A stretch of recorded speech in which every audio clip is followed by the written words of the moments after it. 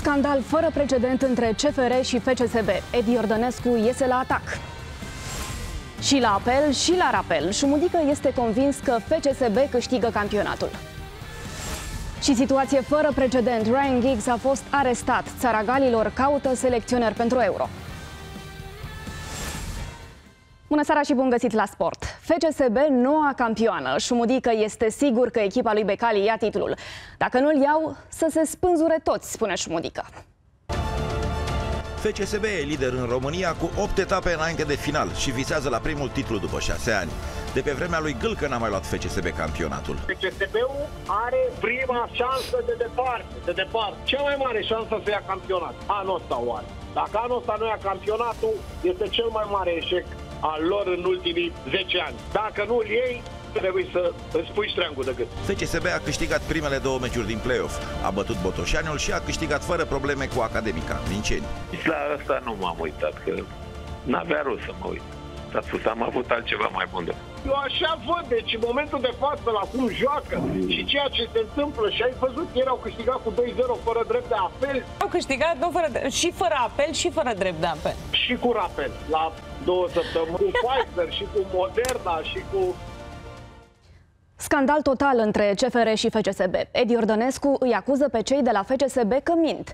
Becali s-a plâns că Hoban l-a accidentat pe Moruțan intenționat. Moruțan n-a stat nici măcar o etapă pe margine. Edi Iordănescu a luat foc după ce a văzut că Becali îl acuză pe Hoban că l-a accidentat intenționat pe Moruțan. Fotbalistul lui Becali nu a stat nici măcar o etapă. Moruțan a jucat imediat după meciul cu CFR. Dacă a fost pe teren și nu pe la, nu știu, Băile Felix la recuperare, înseamnă că nu a pățit nimic. M-am simțit jignit de acele afirmații cum că eu aș pune jucătorii să lovească. N-am făcut asta niciodată și nici nu o să o fac. Nu cred că avem, nu știu, criminali în serie aici. Becali zice că arbitrii ajută pe cei de la CFR. Dacă tot sunt liste făcute cu arbitrii refuzați, un arbitru de basket ar fi mai potrivit ca să nu mai ne zgăriem între noi. Sâmbătă se rejoacă finala de anul trecut dintre Craiova și CFR. Oltenii merg la Cluj fără Colici, Baeramo, Fosu și Pap, care sunt accidentați. Bălașa e suspendat. We have a big problem in this moment. But okay, I think we found the solution. We have good players. FCSB a revenit pe primul loc după victoria 2-0 cu Academica Clinceni. Tănase a fost din nou salvatorul lui Becali. A marcat ambele goluri. FCSB a deschis scorul în minutul 26. Tănase a marcat după mai multe greșeli în apărarea celor de la Clinceni. În minutul 30, Academica putea egala. Iulian Criste a scos de pe linia porții. N-a contat pentru Petrea. La pauză, Criste a fost schimbat cu Miron și a izbucnit în plâns. Am zis că are nevoie de minute. Iulian Criste are destul de multe minute jucate și asta a fost. În minutul 57, Tănase a reușit dubla din pasa lui Panțăru. Tănase e golgheterul ligii întâi cu 21 de goluri. E primul jucător care marchează cel puțin 20 de goluri în ultimii 8 ani. E o motivație în plus pentru el, traversează o formă foarte bună. FCSB a revenit pe primul loc în Liga 1. Pentru Clinceni a fost a doua înfrângere în play-off. Nu vreau să ne plimbăm prin play-off așa ca brata prin apă. Golurile pe care le-am luat sunt de copii mici. Se pot face tot felul de speculații. Dar noi nu avem ce să facem în privința asta. Oricum s-ar fi făcut speculații și dacă eram toți sănătoși, toată echipa, s-ar fi făcut speculații. Bilbao și Dublin au rămas fără meciuri la Euro. UEFA a mutat meciurile la Sevilla și Sankt Petersburg. România, Olanda și Danemarca vor avea cei mai puțini fani pe stadioane la Euro. Olanda și Danemarca vor avea câte 12.000 de fani, România 13.000. România a ratat calificarea, a pierdut barajul în Islanda cu 2-1. Adrian Mutuș a adus aminte și de drama de la Copenhaga din 2003, când am făcut 2-2 și am ratat Euro 2004. Dacă ar fi să rejoc un meci, probabil unul ar fi cu siguranță cel din Danemarca de la 2-2. Atunci când am fost egalați în ultimele secunde. Dublin și Bilbao nu vor mai avea meciuri. Cele două orașe n-au garantat prezența fanilor pe stadioane. Meciurile de la Bilbao au fost mutate la Sevilla, cele de la Dublin la Sankt Petersburg. München a anunțat că va lăsa 15.000 de fani pe stadionul lui Bayern. Trofeul Euro vine duminică în România. Drumul trofeului prin București va fi în direct la ProX de la 10 dimineața. Scandal incredibil în țara Galilor. Selecționerul Giggs a ajuns la închisoare. Giggs a fost ridicat de acasă de poliție pentru că și-a bătut fosta iubită acum 5 luni. Procesul va fi miercuri. Giggs riscă 6 luni de închisoare cu executare. Țara Galilor își va lua un alt selecționer la Euro. Academica Clinceni FCSB a fost primul meci din play-off care s-a jucat la Călăraș. Aici s-a mutat clinceniul pentru meciurile de lux din play-off. Ca să joace nocturnă cu granzii, Academica lui Poenaru s-a mutat la Călăraș. Lângă stadion e atracția orașului, o casă care atrage toate privirile.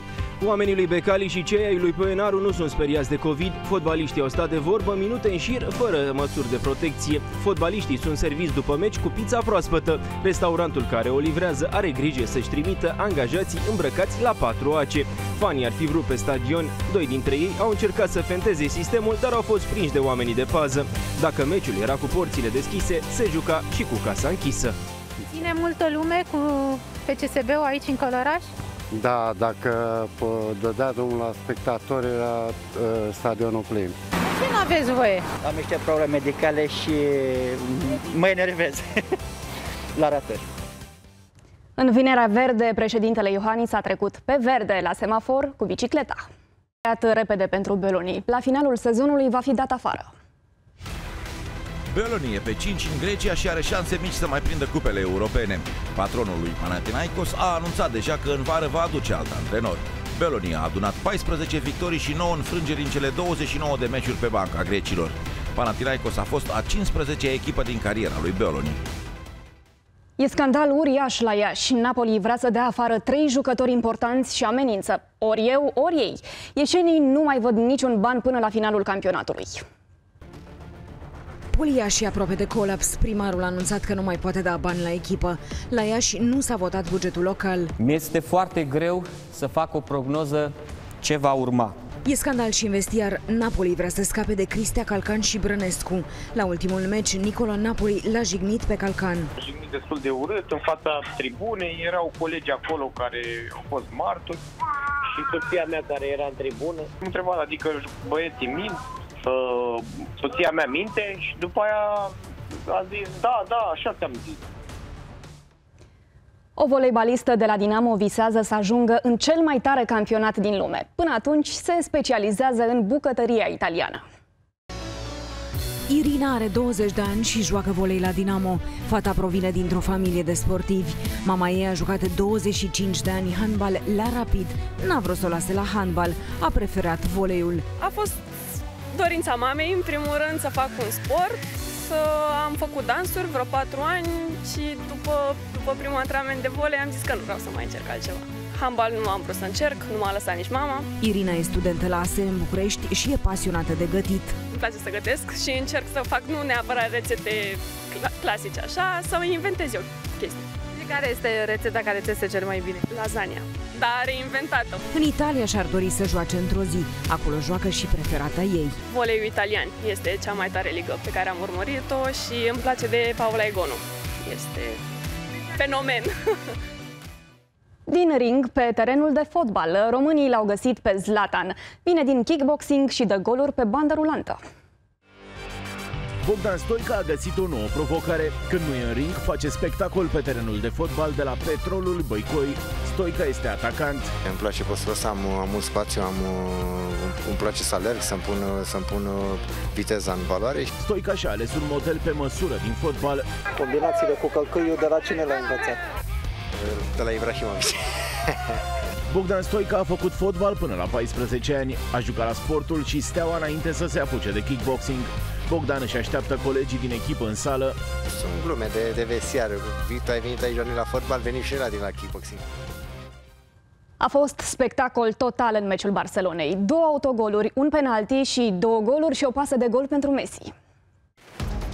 Barcelona a învins-o cu 5-2 pe Getafe și rămâne în cursa pentru titlu din Spania. Messi a deschis scorul pentru Barcelona. Getafe a egalat cu un autogol al lui Langley. Barcelona a făcut 2-1 după un autogol antologic al celor de la Getafe. 2 fundași și portarul s-au făcut de râs într-o fază care nu anunța nimic.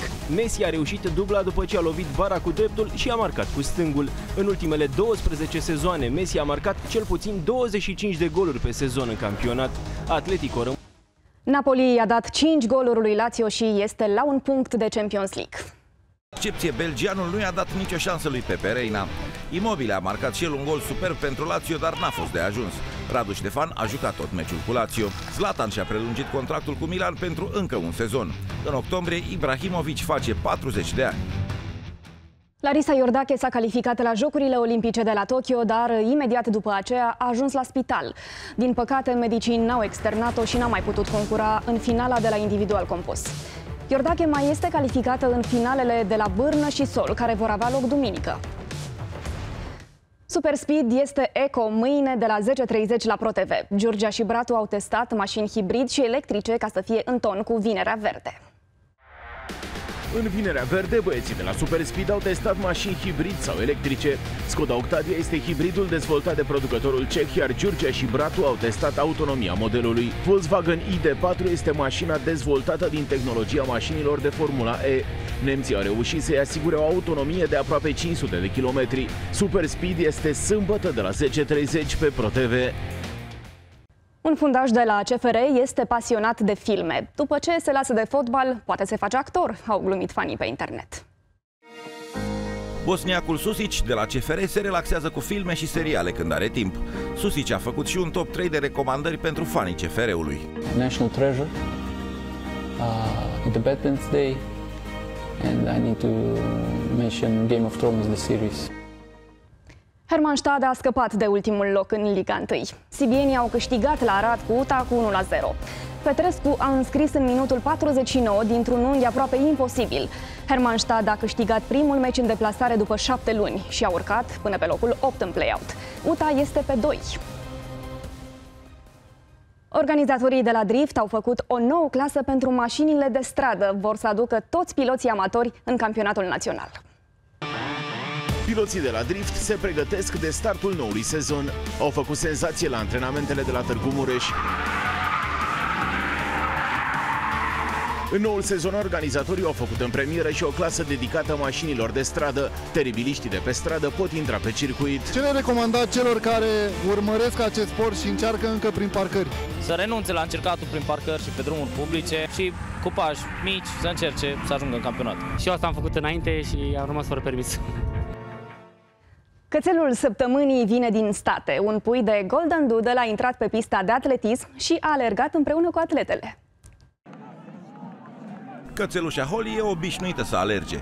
Stăpâna ei face și ea atletism. La cursa din Colorado, Holly a intrat pe pistă și s-a întrecut cu fetele dintr-o ștafetă. Fanii au cerut-o în echipa olimpică.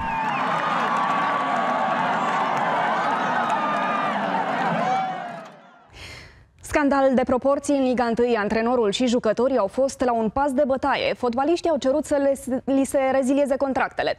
Toate detaliile sunt acum pe www.sport.ro. Știrile se opresc aici. La ProTV urmează Vremea și Românii au talent. O seară frumoasă!